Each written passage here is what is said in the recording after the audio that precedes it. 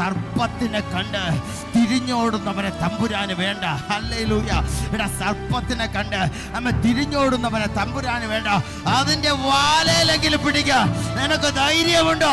എന്നാൽ ഇന്ന് രാവിലെ ഇറങ്ങി വാ. നീ പിടിച്ചാൽ ഹല്ലേലൂയ അത് വടിയാകും. നീ പിടിച്ചില്ലേ അത് നിനക്കെതിരെ സർപ്പമായി തിരിയും. ഹല്ലേലൂയ.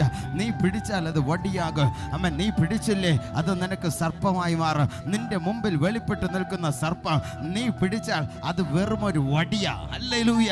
അമ്മ, നിന്റെ മുമ്പിൽ വെളിപ്പെട്ട് നിൽക്കുന്ന, നിന്റെ മുമ്പിൽ ഇപ്പോൾ കാണുന്ന ഈ സർപ്പം നിനക്കതിനെ പിടിക്കാൻ കഴിഞ്ഞാൽ നിനക്കത് ഒരു വടിയാ. അതിനെ നിനക്ക് പിടിക്കാൻ ധൈര്യമില്ലേ? അത് നിന്റെ നേരെ അത് സർപ്പമായിട്ട് തിരിയും. ഹല്ലേലൂയ. അത് നിന്റെ നേരെ സർപ്പമായിട്ട് തിരിയും. ഇന്ന് പകൽ എന്നെ കേൾക്കുന്ന പ്രതിപത്തിന്റെ മക്കളെ, നീ പിടിച്ചാൽ അത് വടിയാ, നീ പിടിച്ചില്ലേ അത് സർപ്പമാ. ഇന്ന് പകൽ ഓർത്തോ, നീ പിടിച്ചാൽ അത് വടിയാ, നീ പിടിച്ചില്ലേ അത് സർപ്പമാ. അത് തിരിച്ച് വടിയാകണേ, നീ പിടിച്ചേ പറ്റൂ. നിന്റെ കുടുംബത്തിന് നേരെ വന്നു നിൽക്കുന്ന ആഭിചാരം, നിന്റെ കുടുംബത്തിന് നേരെ വന്നു നിൽക്കുന്ന മന്ത്രവാദം, നിന്റെ കുടുംബത്തിന് നേരെ വന്നു നിൽക്കുന്ന പൈശാചിക ശക്തികളെ നിനക്ക് പിടിപ്പാ ധൈര്യമുണ്ടോ? നീ പിടിച്ചാൽ അത് വടിയാ, നീ പിടിച്ചാൽ നിന്റെ കീഴിൽ അത് ഒതുങ്ങും. നീ തള്ളിയാൽ അത് നിന്നെ പിന്തുടരും. ഇന്ന് പകൽ എൻ്റെ ശബ്ദം കേൾക്കുന്ന പ്രിയമുള്ളവരെ, നിങ്ങളുടെ കുടുംബത്തിന് നേരെ പിശാചിടുന്ന മന്ത്രവാദങ്ങൾ, നിങ്ങളുടെ കുടുംബത്തിന് നേരെ ശത്രുവിടുന്ന ആഭിചാരങ്ങൾ, അതിനെ കണ്ട് പേടിച്ചോടിയ നിനക്ക് ഓടാനേ സമയം കാണത്തുള്ളൂ. പകരം തിരിഞ്ഞു നിന്ന് പറ, സർപ്പമേ, നീ എൻ്റെ കാൽ കീഴിലാ കിടക്കുന്നത്. ഹല്ലേലൂയ. സർപ്പമേ, നീ എൻ്റെ കാൽ കീഴിലാ. നിനക്ക് എന്നെക്കാൾ അധികാരമില്ല. ഹല്ലേലൂയ. നിനക്ക് എന്നെക്കാൾ പവർ ഇല്ല. നിന്നെ വാലെ പിടിച്ച നീ അവിടെ നിൽക്കും. ഹല്ലേലൂയ. വാലെ പിടിക്കാനുള്ളവനെ ഉള്ളൂ വച്ചാത്.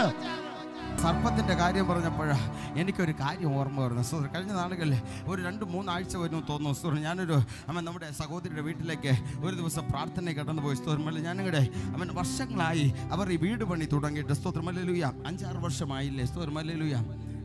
5 വർഷം എന്തോ കഴിഞ്ഞെന്ന് തോന്നുന്നു. ആ സഹോദരി വീട് പണി തുടങ്ങിയിട്ട്. സ്തോത്രമല്ലേലൂയ.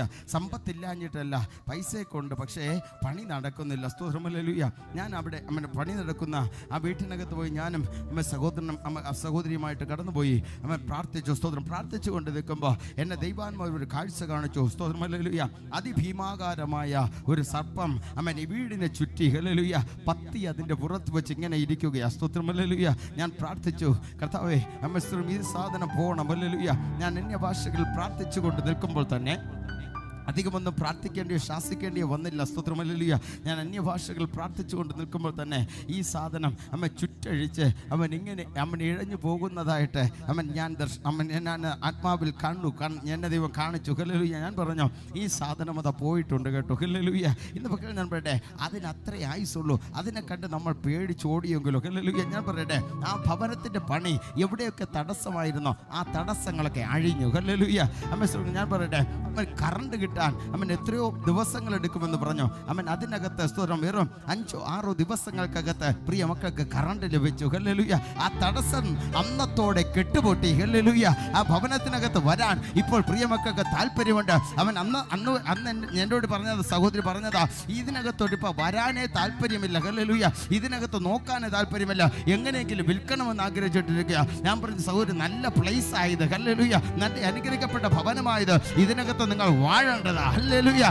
സഹോദരിക്ക് അന്ന് വരെ താല്പര്യമില്ലാതിരുന്നു. അതിനുശേഷം ഇപ്പോൾ നല്ല താല്പര്യമാണ്. ഹല്ലേലൂയ. പണികൾക്കൊക്കെ വള്ളിയിലെ ഒരു ജീവൻ വെച്ചു. ഹല്ലേലൂയ. ഇന്ന് പകൽ ഞാൻ പറയാം, അത് വേഗത്തിൽ ഇനി കർത്താവ് ചെയ്യാൻ പോകുക. Praise the Lord. ഹല്ലേലൂയ.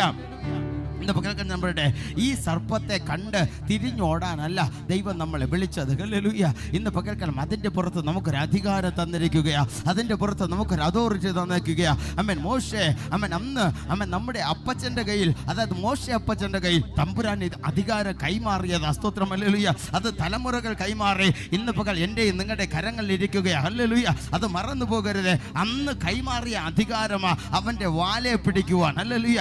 ഇന്ന് നമ്മൾ അവൻ്റെ വാലയിൽ ല്ല, അവൻ്റെ നടുവിൽ അല്ലെങ്കിൽ അവൻ്റെ തലയെ ചവിട്ടും. ഹല്ലേലൂയ.